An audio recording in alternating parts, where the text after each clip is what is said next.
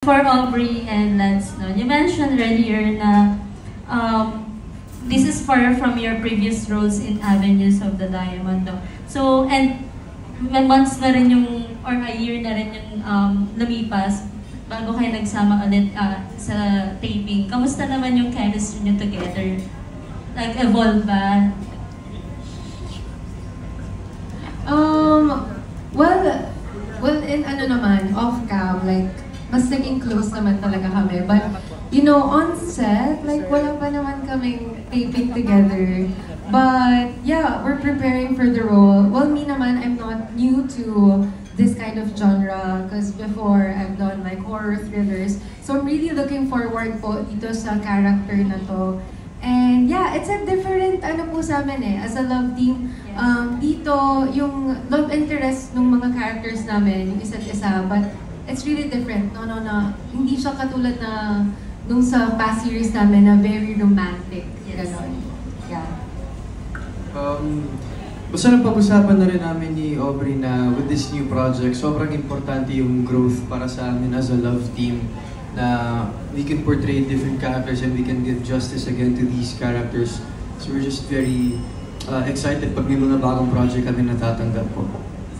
Thank you and congratulations. Lance, this is your parang second project together, di ba? How do you compare your character here dun sa mga previous character that you've done dun sa past series ng Viva One?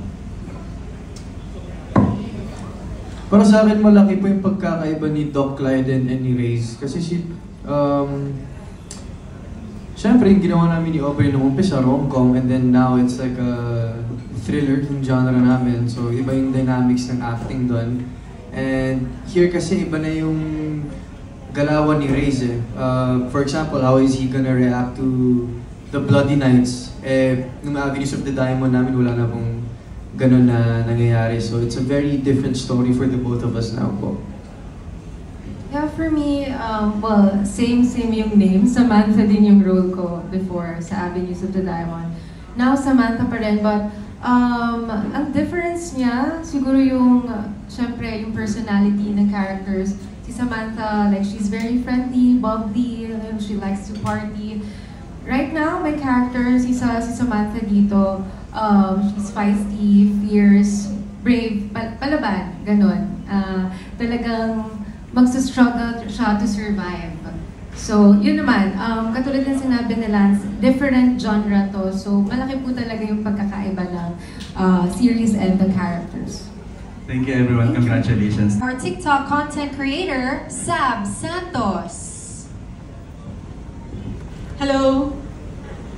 Good evening. So, ang first question ko is for all of the cast. If totoo na may Bloody Night in real life, sino sa tingin nyo, or kayo sa tingin nyo, kaya nyo bang mabuhay? And among the cast, who do you think will survive? Ano po, kung totoong may Bloody Night. Kasi in the book, Bloody Night. Yeah, Okay. killing is legal. Sige, let's start here again. Yeah, it'd be interesting to be part of a Bloody Night, and I mean, there's no promises if you're gonna survive, pero I think, yeah, I'm gonna survive. And feel kong pinakatatagal si Aubrey. Kasi paprotektahan ko siya. Wala akong papayag na may pumatay sa kanya. Me, I think, kung may magpaprotect ako, survive ako. Pero on my own, I think I will not survive. Because, mabilis ako mag-panic. Parang patayin nyo na lang ako, gano'n. Kasi mataranta ako, ganyan. So yun, pero tatry kong lumaban, gano'n naman. Pero sa tingin ko magsusurvive, I think Lance. Because he has the brains and the body to fight.